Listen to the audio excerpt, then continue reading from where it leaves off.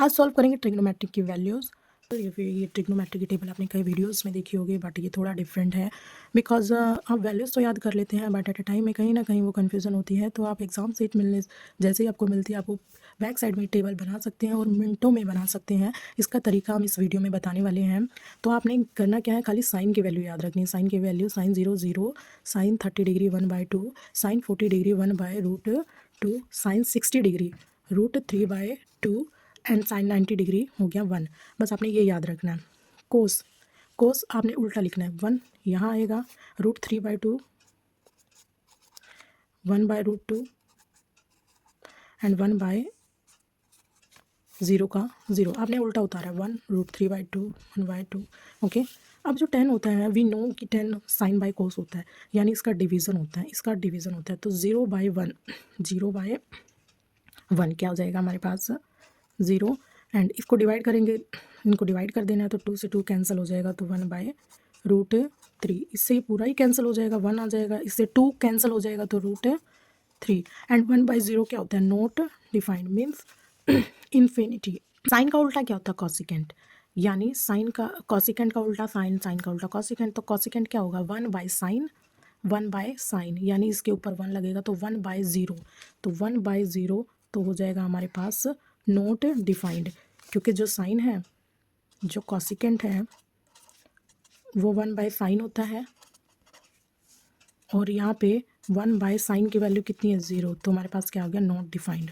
Sign और cosecant उल्टा होता है, तो 1/2 का उल्टा 2, 1/√2 का उल्टा √2, √3/2 का उल्टा 2√3, एंड इसका उल्टा 1 का उल्टा क्या होएगा हमारे पास, 1 ही आएगा, 1 का उल्टा 1। सेकेंड की बात करेंगे, जो कॉस और सीकेंट, कॉस का उल्टा क्या होता है, सीकेंट, और इसी तरह जो सीकेंट का उल्टा होता है 1/कॉस होता है।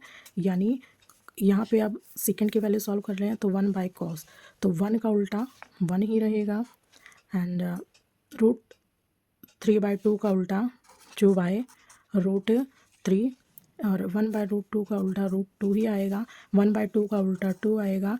एंड यहाँ पे बात थोड़ी कन्फ्यूज़न वाली आपको लगती होगी कि ये 1 डिवाइड में 0 आ जाएगा, हो जाएगा नॉट डिफाइंड।